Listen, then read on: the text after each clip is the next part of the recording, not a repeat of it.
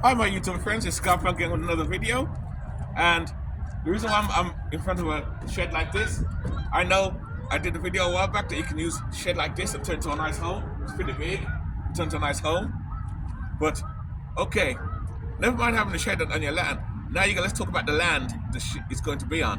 I know sometimes what if you want to buy land but you can't afford to buy the land, because certain land you can get land cheap, but even though it's cheap, do you have $5,000, $10,000 in cash?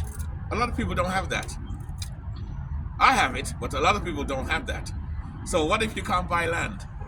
You sort of bartering a piece of land, renting a piece of land. Well, in England, they do that a lot, where they barter, like they'll work for a farmer that has a lot of land for a piece, little strip, like say, little piece of land here.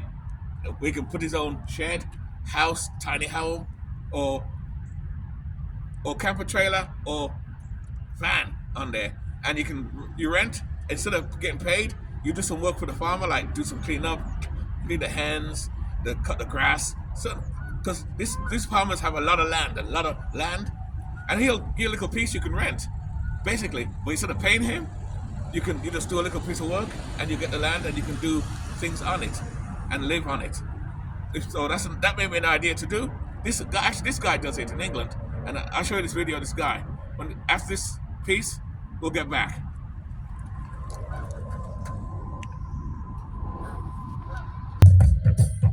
I'm Guy Markham, and this is my house.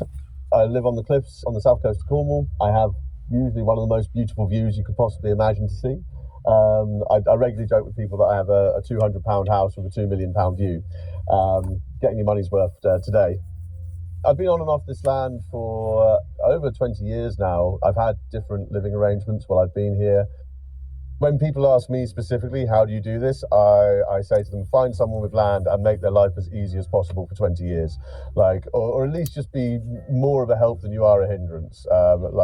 So I went to school with the landowner's son, practically a second mother to me. I want to do whatever I can to make her life better, and in return, she lets me live in this wonderful place. It's not for everyone. Not everyone wants to do this, but I think if you want to, there's probably nothing stopping you. I know plenty of people who do this with kids, do this with pets, do this as married couples.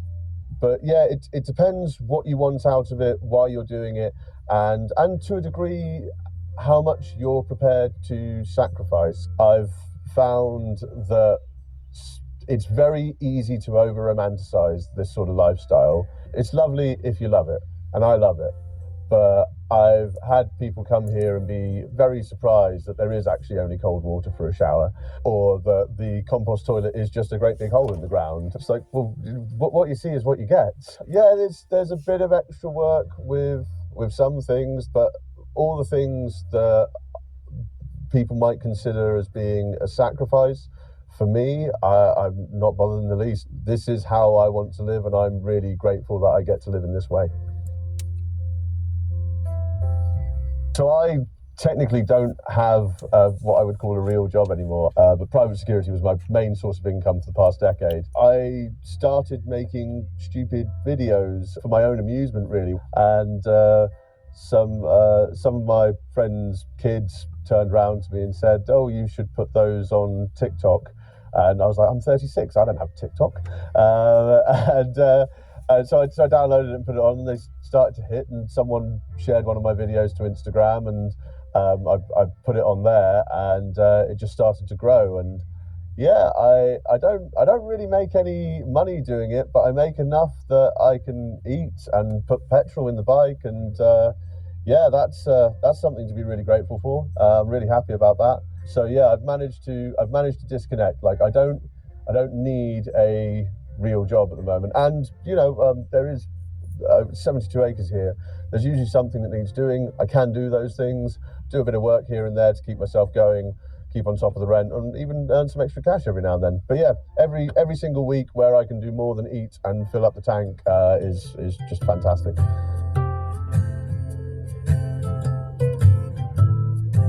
So yeah, I live down like half a mile of track, which is really nice for me because, as I said, I do value my privacy. I like the fact that I can do whatever I want, and no one really knows I'm here. The family who own the land live up there, And yeah, I just I get to do my own thing. It's nice. So once again, you know, the weather's been a bit against us today, but the thing that I love the most about here is you can, believe it or not, see about 20 miles down the coast that way, about 30 miles down the coast that way. It is absolutely beautiful. So these, quite simply, these are the stables. So it's still a working yard. We don't farm any animals. It's mostly conservation projects. So I help out with that as much as I can. In terms of like this area, this is what's mine. I do have some storage in there, obviously with the barn and the stable. I'm allowed to kind of do what I want with the place, but I obviously run it by the owner first. Obviously, my house, my favourite thing in the world. Seating for when we have people inside her to, again, enjoy the view. I wish I'd done my washing up before you guys came. But yeah, this is my washing up and ever so popular on the internet shower area. So yeah, come out here in the morning, clean myself out, clean everything else up. What most people often find the most interesting is the traditional vintage outhouse, which I love. So one of the series of things I do online is, I mentioned earlier, I have this thing where I read books on the toilet to classical music. It's called Books on the Bog. No one watches it, but it's got this really like hardcore group of fans, and if I don't do one for a while, they start requesting it. So yeah, if you've got a book you want read, let me know. But I don't know if you actually want to see down the thing, but basically it's a long drop. There's a great big hole in the ground. I dig it out once every however long it needs doing. Sawdust, toilet paper, solar lamp up there. Yeah, it's perfectly fine. Gives me everything I need. A lot of that storage for the land. We use that for like livestock control. Again, used for livestock and storage. This is more like my area. Keep the bikes in here. Got my little home gym, garage. So yeah, regardless of the weather, I've got a nice clear place to work on the bike. I find it really enjoyable doing my own maintenance. I bring a speaker in here, stick a podcast on, stick some music on and just tinker away and get my hands greasy. I enjoy that kind of stuff. So I'll show you the storeroom as well. In terms of my storage, believe it or not, there is an order to this. A lot of the top shelf is stuff I had when I lived in a house that I haven't repurposed yet. A lot of the middle shelf is motorbikes and camping, and the bottom shelf is everything else. Obviously my tool rack here. A few years ago, I was best man for a friend of mine. He gave this very nice speech. He said, you're the most self-sufficient human being I've ever met. I don't know what you get to a man who doesn't want or need anything. And he said, so I got you a giant Scottish claymore, which is really cool. He couldn't actually bring it to the wedding venue. They wouldn't let him.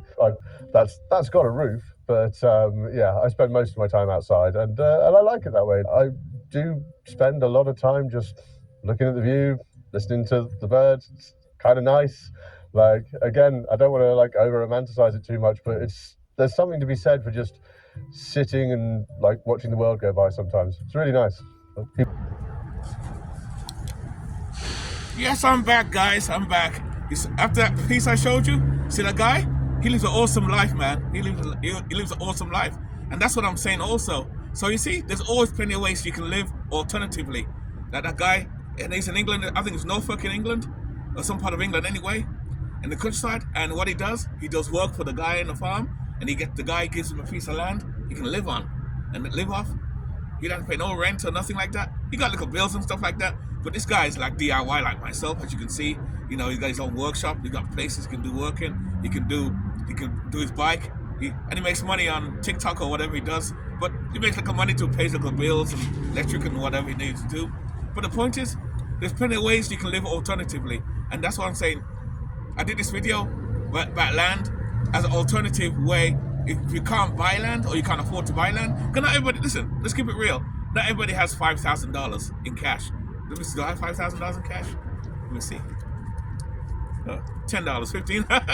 But no one has $10,000 in cash. You know.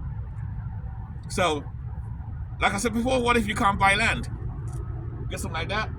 Put on a piece of land. But you know, make an agreement with the guy first, whoever you rent, and stuff like that. And I think they do it in this country too.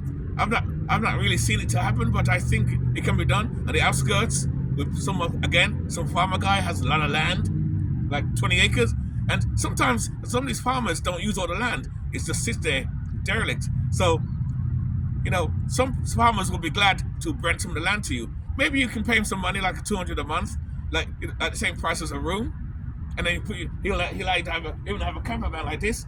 Put your camper van like this on there, or get an old RV that don't work no more, have it towed, and turn that into a home, like he did on the little spoof I showed you. He got a caravan. He put a small caravan on there.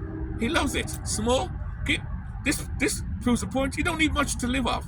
You don't need a lot of money. You don't need a lot of clothes, a lot of furniture. And I think people are waking up today to that you don't need a lot of stuff. You can live simple. You know what I mean? And that's it. I'm finding that out too.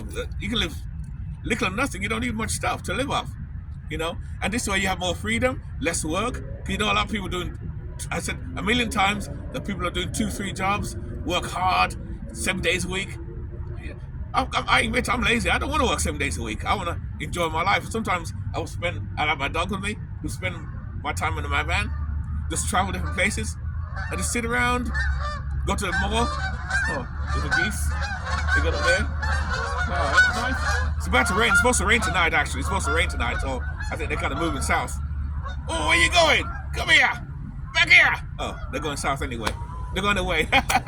But that's about it, though, guys. There's a simpler way to live. There's always a simple way to live, cheap and simple, without paying high rent, high bills. And that's what my channel's all about. Alternative ways of living, and talk about homelessness. But, I mean, like I said, bartering is not dead, you know? So you don't always need money. Again, this guy he know this farmer guy and went to school with him over time. So he had a better deal. He knew the guy, so that's good too. So that would help a lot too, if you know the farmer guy or female who own the land. But there's always someone who owns a lot of land. You can get it cheap and build something like that. Build something like that on there. Get a camper van or get an old RV that's broken down. Have it, again, like I said before, toy on the land. Put a little garden, make a shed around it. Boom, you got a little home for yourself. You know, so that's about it. That's just a quick video to give people ideas that there's always a way to live and downsize. Always. Like I said before, you can't buy the land, or you don't want to buy the land. Barter or pay rent if you have the money to pay rent. Because some farmers may do that too.